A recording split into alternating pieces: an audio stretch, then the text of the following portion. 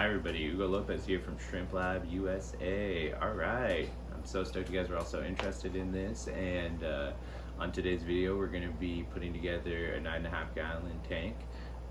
Right now actually, and every few months, make sure you check it out. Petco does their $1 a gallon sale.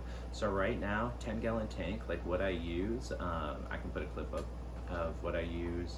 That's what I started with, where the Petco 10-gallon tanks, you can get them I think out the door for around $12 with tax and everything. They're amazing tanks. They're rimmed.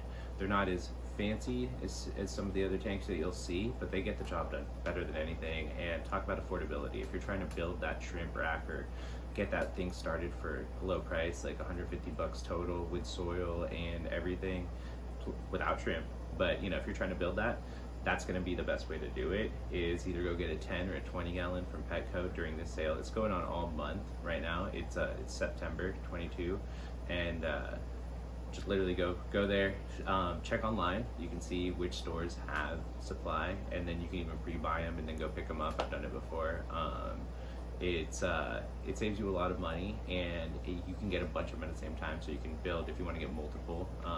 I always say 2 or 3 tanks is better than one, just because as you start breeding, you're going to start wanting to cull shrimp, and you're going to also want to start putting shrimp into like grow out tanks, because if they're in a tank with their parents and a bunch of other adult shrimp, those adult shrimp are going to out eat them and out fight them for food, so you're going to have less of a survival rate of the babies. So having that extra tank that you can move babies into and let them grow, and then pick the ones you want to sell and keep and whatever out of that, that's going to be the best way. So yes, you can get away with one tank if you really had to, and put breeder boxes and other things on that tank, which I'll show later.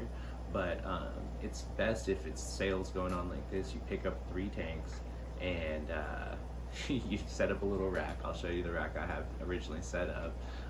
I use sponge filters that were under $10 each on it. I bought one, the Pawfly air pumps, and it supplies up to 4 tanks, but I also know how to make a closed loop air system, so you can actually extend that even more in the future, so it's a great investment.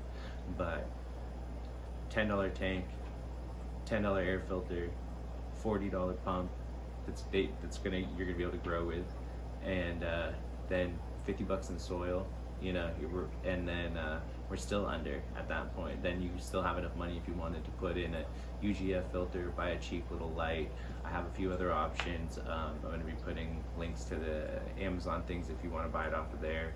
It is my sales links or whatever, so feel free to do it any way you want to do it. And I always say support local fish stores. We need more of them around, so yeah, if you want it right then, or you don't mind paying maybe an extra $1 or something like that, go to your local fish store, support them, small businesses. We need more of them. They're really cool. I live in San Francisco. We have a few of them around, and every chance I get, I try and go to them. But if you're setting up multiple tanks, you can get a pack of like 4 sponge filters on Amazon for 20 bucks, and you know, you get your 3 tanks for 35 bucks or whatever with tax and everything, and already for a really low price, you're building your own shrimp rack, your own 3-set shrimp rack.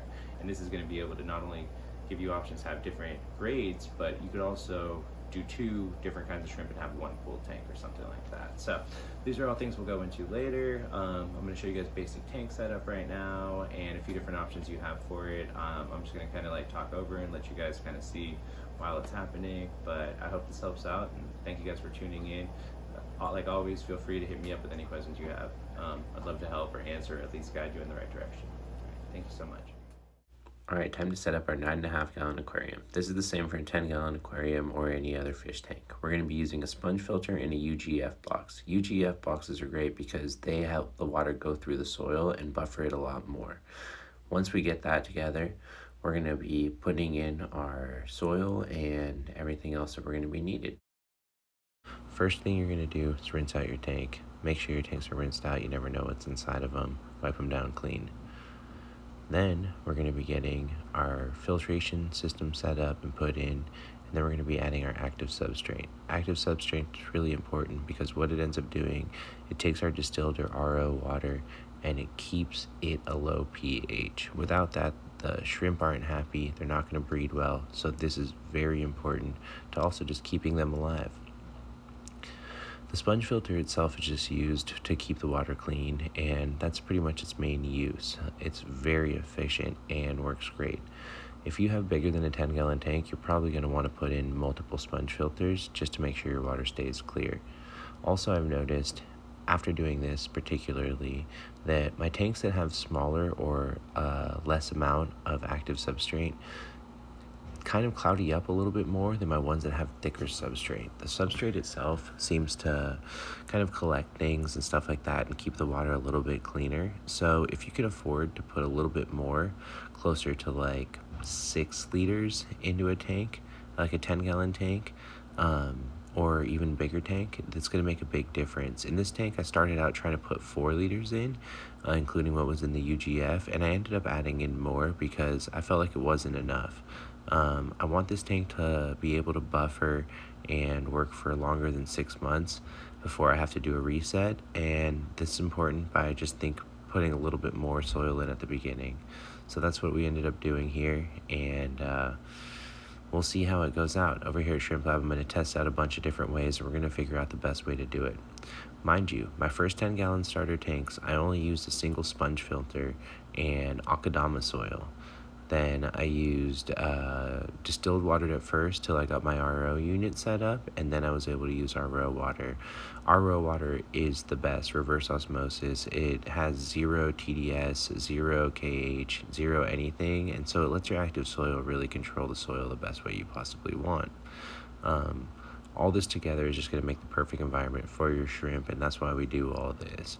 As you can see, I was trying to measure how much we were putting inside the UGF box and all that. At first, I got to close to a 2.5, 3 liters in the whole tank, and after I set this tank up, I actually ended up adding more soil in, like I just said, but I really think that's important. I think having a good enough base layer for the soil to really buffer the water is going to help.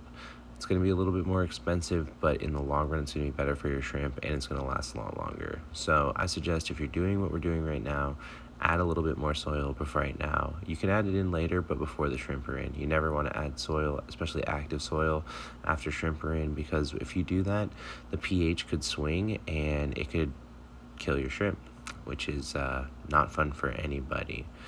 All right, so now our tank is kind of set up here, and next step is getting it filled with the water. I'm not going to add any remineralization minerals right now because we add shrimp minerals to our water to make it better.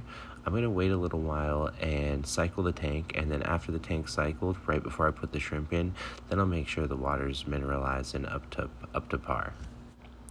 Alright, at this point you can see that I'm starting to refill the tank. I'm using a reservoir with RO water and an auto pump, but you could use any bucket or container just to fill up your tank. Just remember to be gentle so you don't disrupt your substrate. Sometimes I put a plate or a piece of plastic down and then I pour the water straight onto that. Then also, if you have beneficial bacteria that you're going to be adding into the cycling process, you're going to want to either add the dry stuff in before you put the water, or like me, I use liquid. So I'm going to be using liquid beneficial bacteria to build up a strong beneficial bacteria colony. The soil I'm using in this is Ista pH 5.5, and even though the package says you can add shrimp instantly because there's no ammonia in it, I'm going to let the cycle run for a little bit so we can build up a little bit of biofilm and algae in the tank before we add in shrimp. Gently fill the tank up, and once the tank is full, we're almost ready for the cycling process to start. If you were using something like ADA Amazonia or something that produced a lot of ammonia, you're going to want to hold off on putting anything in for 1 to 2 months. And I've done it before though, and I have great responses. That's normally what I use. This is Shrimp Lab, so we're trying out some new soil, but if you want to go with what's trusted, the gold label ADA Amazonia gets a very low pH. You're going to take at least 30 to 80 days cycling it, but you know what? If you really care about your shrimp, it's going to be the best one that I can guarantee. Now that our tank is full, we are pretty much ready to go. Now you sit back, relax, and think about the shrimp that you're going to be putting in it.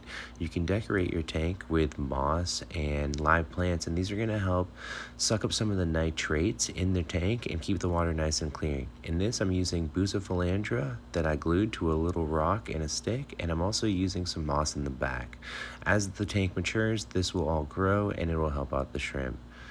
I hope this helped you guys setting up a tank, and always, if you guys have any questions, don't hesitate to hit me up here on Instagram, TikTok, anything else.